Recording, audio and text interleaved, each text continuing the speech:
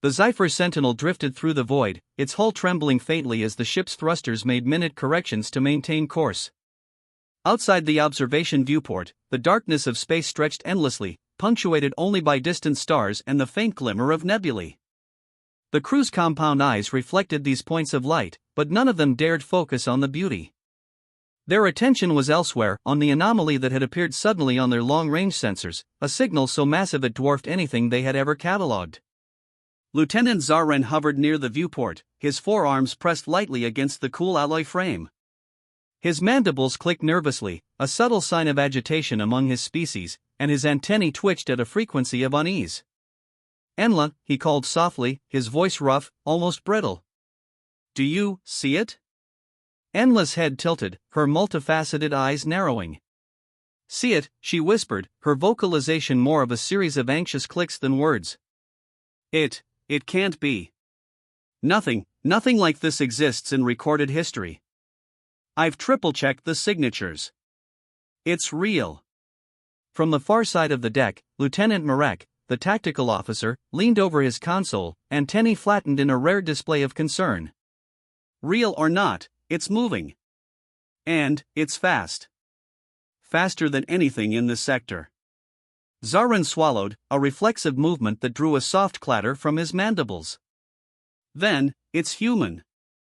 A shiver passed through the crew. That word alone carried weight. The humans had always been unpredictable, adaptive, a species of contradictions, fragile yet tenacious, unassuming yet endlessly dangerous.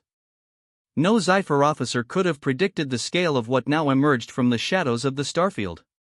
And then it came into view. At first, the crew thought it might be a massive transport or a station. Its hull shimmered faintly in the starlight, dark and reflective, edges sharp and precise, bristling with structures that no alien intelligence had yet theorized. The sensors blinked warnings, the ship's mass, its energy signature, the sheer scale of it was almost incomprehensible. Zarren felt the first pang of real fear in his life.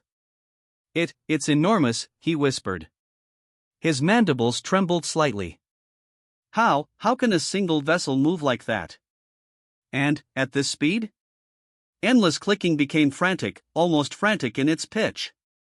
Shield readings, energy distribution, propulsion arrays, it's unlike anything in our databases. It's optimized, efficient, lethal. It could obliterate a planet with a single volley and never slow down. The silence of the observation deck became suffocating. Every crew member of the Sentinel felt the gravity of the moment, the weight of their insignificance. They had come to scout, to observe, to gather intelligence on human activity, but what they were witnessing now was something far beyond intelligence gathering. This was dominance incarnate. Then came the first indication that the humans had noticed them. "Lieutenant Zarren," Enla said, her clicks rising in pitch, "incoming transmission. Unknown origin, direct beam." Zarren froze, his multiple eyes narrowing. "Impossible. We are cloaked, obscured, hidden in the nebula's shadows." "How?" The message blinked across the console, a simple, stark command. "Identify yourselves." The room went utterly silent. Zarren's mandibles clicked dryly as he absorbed the magnitude of what he was reading. They weren't just detected, they were seen. Hidden sensors, stealth protocols, cloaking algorithms, it all meant nothing. The humans had found them. Enla's voice shook as she explained, "Their sensors, they don't just detect us. They anticipate our position. Every evasive calculation we've attempted, every course correction, they've countered before we completed it. It's predictive." Marek's antennae flickered nervously. "Predictive? Are you saying they can anticipate our intentions?" Enla's head shook slowly. "Not just intentions. They understand the flow of actions, the limits of our responses. They are learning in real time. They're observing us like a predator watches prey." Zarren's fear transformed into a cold, bone-deep realization: humanity was no longer the species the Zephyr had assumed. They weren't just advancing, they had leapt beyond comprehension. And the warship before them was the embodiment of that leap, perfect, efficient, unstoppable. Then the ship shifted. The hulking silhouette moved with the precision of a blade slicing through the cosmos. panels along its hull slid open, revealing intricate arrays of weapon platforms and mechanical devices. Tiny silhouettes moved along the surface, barely noticeable even to Zaren's enhanced vision. And yet, the message was clear: this was no mindless machine. It was alive with purpose, fully conscious of its potential for devastation. Marek's voice cracked. Weapons, shields, all operational. They've armed themselves, but they're not attacking. Not yet. Observation, Zaren muttered, his mandibles trembling. They are watching us, studying us, gauging our reactions. Time stretched, each second drawn out like molten metal. The humans were close now, so close that the ambient hum of their energy fields vibrated through the hull of the Sentinel. The alien crew felt it, not just a technical pulse, but an emotional one, a presence that pressed against their minds, steady and inevitable. Suddenly, the human ship executed a subtle maneuver. A piece of debris, an asteroid fragment, was lifted and torn apart with almost artistic precision, its pieces orbiting the vessel in a controlled, lethal dance. Zaren's multiple eyes reflected the display in horror. They don't even need to fire, he whispered. They can destroy anything from here. Planets, entire fleets, with no effort at all. Endless clicking escalated to a near frenzy, a mixture of awe and terror. Every prediction, every calculation we've made, obsolete. They've anticipated every contingency, every weakness. We are insufficient. The Sentinel's hull shuddered slightly as its systems struggled to compensate for the ship's own rising fear, the crew's collective anxiety feeding into the ship's sensors in a feedback loop of tension. Zaren felt his mandibles lock, a rare, instinctive reaction to terror. This was not just a ship, they were staring at the apex of human ingenuity. And then they saw the humans. On the open platforms of the warship's hull stood figures, calm, deliberate, unafraid. Unlike the drones or mechanical constructs Zaren had anticipated, these were living beings. Standing tall, resolute, aware of every movement of the Sentinel, they radiated control, discipline, and confidence. Zaren's mind struggled to process the juxtaposition, fragile flesh, yet radiating a power that no Zephyr weapon could rival. For the first time, the crew's collective breath, the alien equivalent of a nervous exhale, froze. They stopped, mandibles trembling, antennae stiff, senses overloaded. They were not staring at a simple predator. They were staring at a force that had mastered foresight, engineering, strategy, and power in a form they could scarcely comprehend. Zaren swallowed again, this time with purpose, trying to steady himself. All units, he commanded, voice low but firm, maintain formation. Observe, but do not engage. Not yet. Understand, before anything else. The warship moved closer, the silhouettes of humans shifting, scanning, assessing. Zaren felt the weight of their gaze, a force more oppressive than gravity, more penetrating than the cold of space. They had come not to destroy blindly, but to make the Zephyr understand the magnitude of what they were facing. And in that silent, stretched moment, the truth crystallized. Humanity was not just powerful. Humanity was inevitable. The crew of the Sentinel remained frozen, watching, calculating, unable to look away. The first glimpse of the human warship had revealed something they could never unsee. And as the shadows of that revelation pressed down upon them, they realized a simple, terrifying fact: in the presence of this human leviathan, they had already lost, not by force, but by understanding. The first glimpse was enough to change everything. The Zephyr Sentinel drifted through the endless darkness of space, but the void felt heavier now, as if the presence of the human warship had pressed a tangible weight onto the ship itself. The colossal vessel had not attacked, had not even accelerated toward them aggressively, but its silence was more threatening than the roar of 1,000 weapons. It was a predator that didn't need to chase. It had already won by simply existing. Lieutenant Zaren remained at the observation viewport, his eyes fixed on the distant silhouette. The ship's sleek lines glinted faintly against the starlight, a dark predator suspended in the void. For hours, or what passed for hours in the oppressive stillness, he had done nothing but watch. Every muscle of his forearms was taut with anxiety, every antenna on his head quivering like reeds in a violent storm.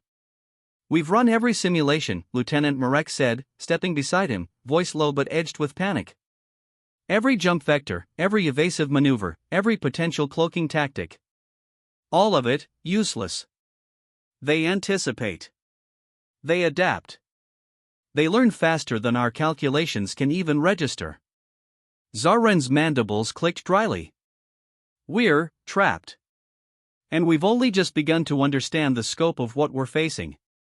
Enla floated closer, her multifaceted eyes scanning data flowing across the consoles in near panic. I've never seen anything like it, she whispered, antennae flicking nervously. Every time we make a course correction, they counter it instantaneously. Their sensors, their intelligence, it's adaptive. It's like they can predict our thoughts before we even act. Marek's antennae flattened, a clear signal of disbelief. Predictive, sentient intelligence that operates faster than our own? How is that possible? Enla shook her head. Not just intelligence. Anticipation, strategy, efficiency. They are not like anything in our experience. They don't just move. They calculate. They manipulate the environment itself.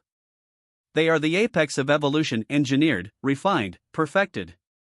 And we are beneath them. Zarren could feel the collective unease of the crew pressing through the ship's hull, a vibrating tension that made every system hum in low-frequency resonance. This was no longer reconnaissance. This was survival. And the humans were the measure against which all survival would be tested. A sudden flicker on the long-range sensors drew all eyes to the tactical display. Zarren's heart, or what passed for a heart in his species, stuttered. What is it? Enla's clicking escalated to frantic bursts. Energy fluctuation, massive spike. They've scanned us. Zarren's mandibles clicked sharply, a sound of disbelief. Scanned us? They haven't attacked, Enla said, her voice trembling. But they know everything. Our hull composition, shield strength, weapon systems, propulsion, even the psychological patterns of our crew. It's all there. Every weakness, exposed. They've done it without firing a single weapon. Marek exhaled a jittery hiss. We're transparent to them. There's nowhere to hide, nothing to defend. They've already won, without striking. Zarren remained motionless at the viewport, his mind racing. The human warship glided closer, its movements elegant and deliberate. It rotated around a nearby asteroid, disassembling the rock with precise, almost casual force. Pieces of stone floated and spun in controlled arcs, demonstrating kinetic capability so vast it defied comprehension. They don't even need to fire, Zarren whispered. They could annihilate us, or a planet, without even aiming. There, perfection in motion. Enla's clicking rose in pitch, almost a cry. Our calculations, our tactics, all obsolete. Every countermeasure we have, every strategy, every defensive system, they've already accounted for it. They know it all. And they're waiting for us to make a mistake. The crew fell silent, a tension so thick it pressed against their senses. Time itself seemed to stretch and warp, each second an eternity as they stared at the humans standing on the open platforms of the warship. Calm, collected, and unarmed by any conventional measure, the human figures projected a confidence that no weapon could replicate. They're alive, Marek murmured, voice barely audible. And yet, more dangerous than anything mechanical. They think, they adapt, they control everything around them. Zarren's mandibles clicked softly in acknowledgement. They are not simply machines.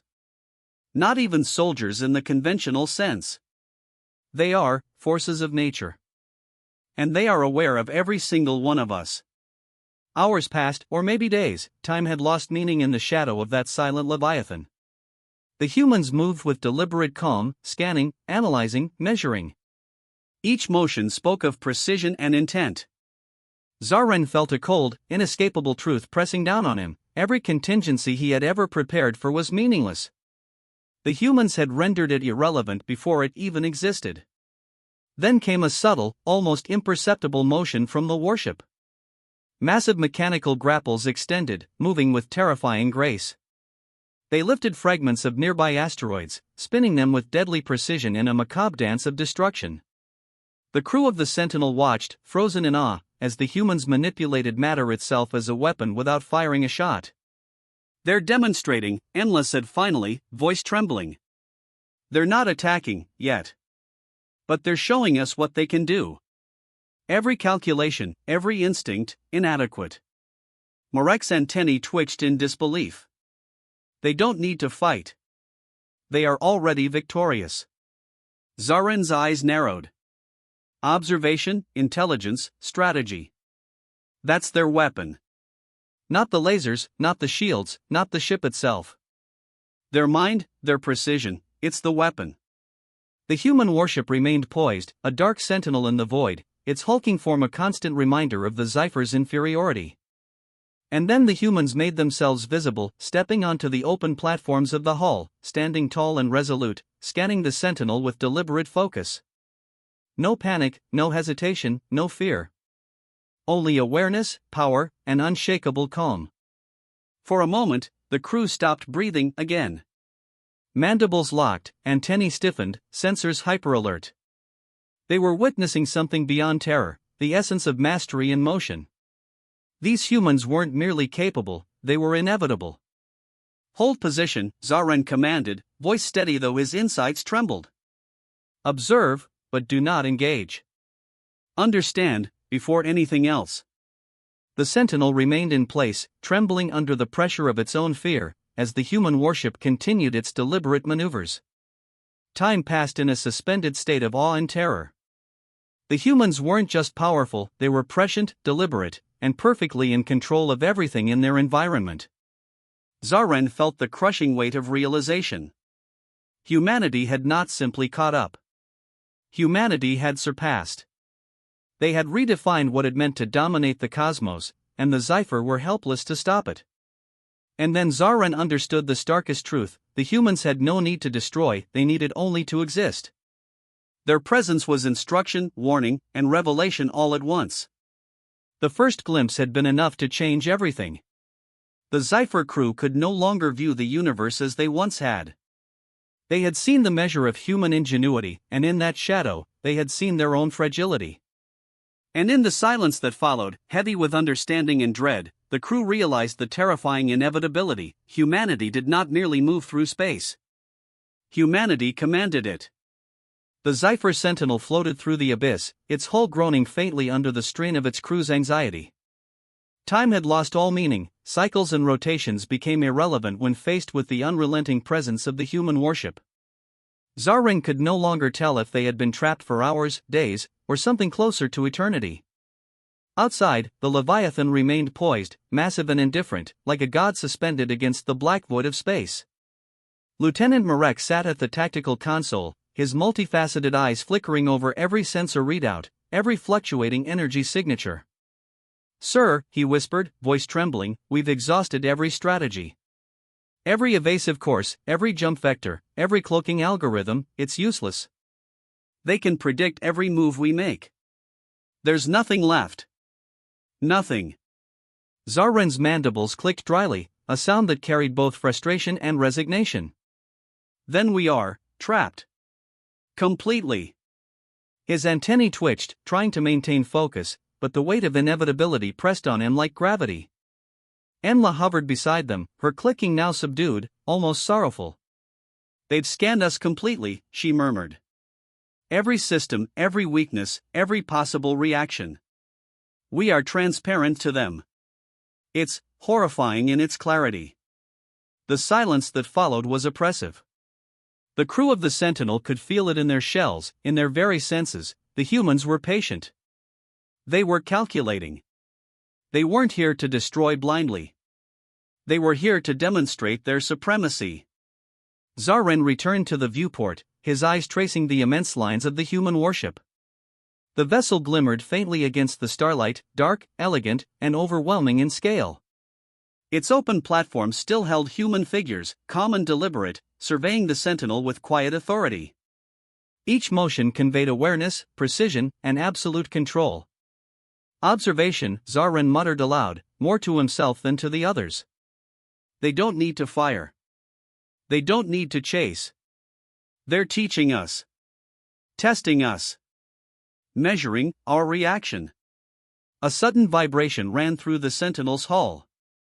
The humans had moved again, deliberately, slowly, yet with terrifying accuracy. An asteroid cluster floated nearby, massive fragments suspended in orbit, manipulated with kinetic control that defied comprehension. Zaren's antennae quivered as he realized the implications. They could destroy entire systems with ease, he whispered.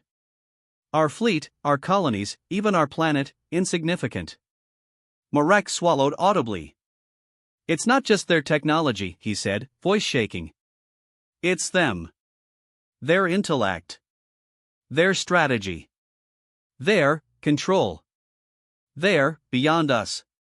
Endless clicks rose slightly in pitch. They don't just fight.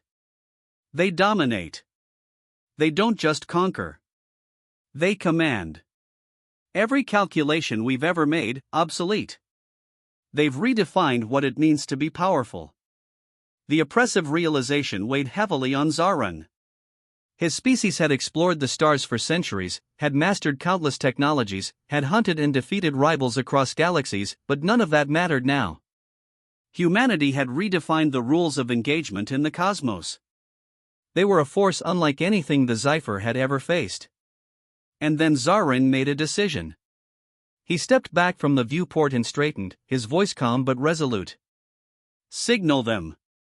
Marek blinked in shock. Signal them? Sir, they could annihilate us in a blink. Are you suggesting we surrender? Zaren's mandibles clicked softly. Not surrender in fear. Surrender in recognition. Recognition of what we cannot yet match.